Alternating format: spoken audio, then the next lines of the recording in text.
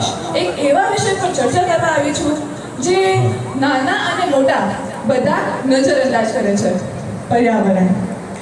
હા, મને ખબર છે કે તમે વિચારતા હશો કે વિશ્વા આ શું નાના બાળકોના વિષય પર ચર્ચા કરે છે, પણ આજે તમે પોતાને પૂછો, શું આ ખાલી નાના બાળકોનો જ વિષય છે? મોટા લોકોએ આ પર ચર્ચા કરવાની જ કોઈ જરૂર નથી? જવાબ સાવ સાદો છે. મોટા લોકોએ આ વિષય પર ચર્ચા કરવી નાના બાળકો કરતાં વધુ જરૂરી છે. આપણે ઘણીવાર સેવ અર્થ, સેવ નેચર જેવા નારા સાંભળીએ છીએ અને એ સાંભળવામાં સારા લાગે છે, પણ જો આ પર્યાવરણ બોલી શકે તો એ શું કહે? મને બચાવો? ના, એ કહે તમે તમારી જાતને બચાવો, કારણ કે મનુષ્ય આ ધરતી પર હોય કે ન હોય, આ ધરતી ક્યાંય નથી જવાની. તે તો સદા કાળથી જેવી ચાલી આવી છે એવી જ હંમેશા રહેશે. પણ જો આ ધરતીનો નાશ નહીં થશે, પણ માનવ જાતિનો નાશ થશે, હ્યુમન કાઇન્ડનો નાશ થશે, તમારું કાં તો મારો નાશ થશે. હકીકતમાં વાત કરવી છે ને? મને કહો, આ ટાઈમે જંગલોનું શું હાલ છે?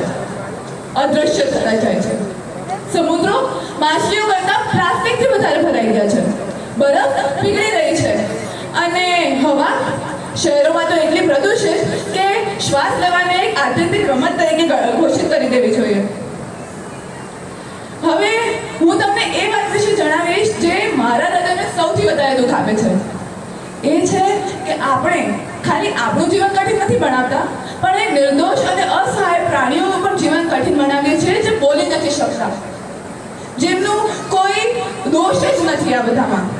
તમને ખબર છે, દરિયાઈ કાચબાને પ્લાસ્ટિક વિશે નથી ખબર, પણ એ જ પ્લાસ્ટિકને એ જેલીફિશ સમજીને ખાઈ જાય છે અને પછી શું થાય છે આપણને બધાને ખબર છે, મૃત્યુ.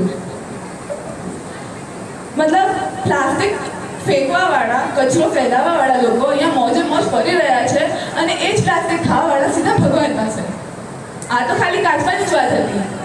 ધ્રુવીય રેન્જ એટલે કે પોલાર બેર, એમને એસી વિશે નથી ખબર, પણ એસીથી નીકળવાવાળા ક્લોરોફ્લોરોકાર્બન ગેસ એટલે કે CFCથી જે ઓઝોન લેયરમાં છેદ પડે છે, એનાથી એમના ઘર એટલે કે બરફ પીગળી ગઈ છે.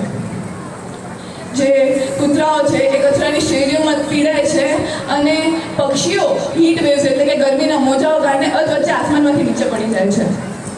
આ બધું ફક્ત એટલે કારણ કે આપણે આપણી સુવિધાઓને ના નથી કહી શકતા.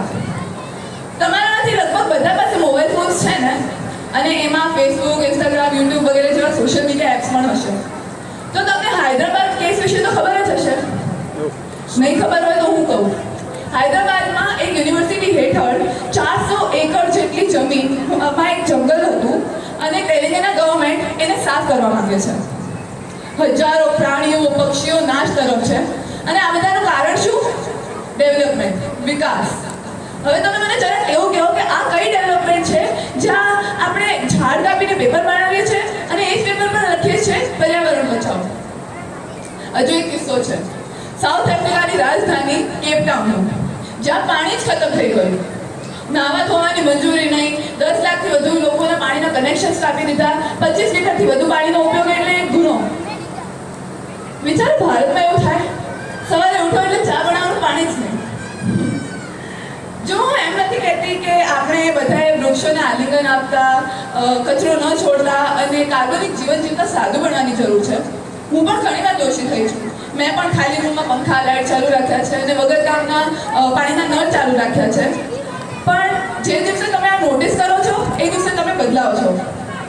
અને આ તમામ અંધાધૂંધીમાં પણ આશાની કિરણો છે, એવા લોકો છે જે પ્રયાસ કરી રહ્યા છે અને એવી વાર્તાઓ છે જે પ્રેરણા આપી રહી છે.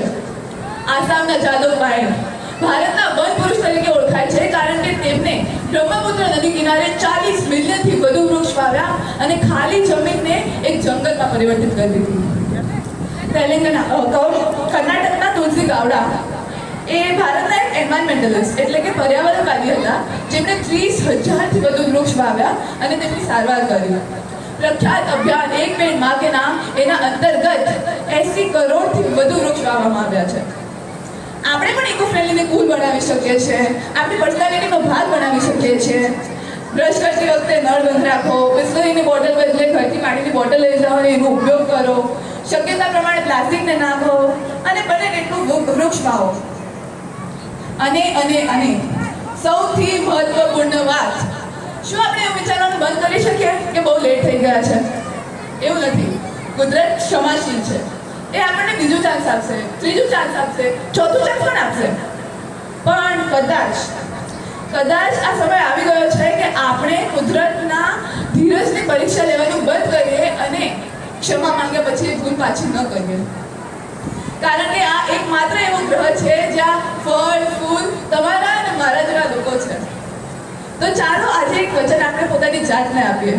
એક સાદો સિમ્પલ વચન કે આપણે કાળજી રાખીશું, કે આપણે પ્રયત્ન કરીશું, કે આપણે ખાલી આપણું જ નહીં પણ એ નાના અને નિર્જીવ જીવોનું નિર્દોષ જીવોનું વિચારીશું, અને કે આ ચર્ચા એક કાનથી સાંભળી બીજા કાનથી નહીં નીકાળીશું અને ધરતીનું ધ્યાન રાખીશું. આભાર. જય હિન્દ, જય ભારત, જય મારી. ધન્યવાદ. જોરદાર તાળીઓ દીકરીને. પર્યાવરણ વિશે ખૂબ સારું બોલી છે દીકરી. અને એમાં આપણે થોડી નાની વાતોનું ધ્યાન રાખી પણ આપણે એના સહભાગી થઈ શકીએ. કદાચ કોઈ પણ પ્રસંગમાં જઈએ, છાસના ગ્લાસ છે, પાણીના ગ્લાસ છે, એ નાની વસ્તુઓ દ્વારા પણ આપણે પર્યાવરણનું રક્ષણ આપણે કરી શકીએ. કે વધારે ગ્લાસનો ઉપયોગ ન કરીએ, જ્યાં ત્યાં ન ફેંકીએ. અને સૌથી વિશેષ કે આપણા ઘરે જે શાકભાજી આવે છે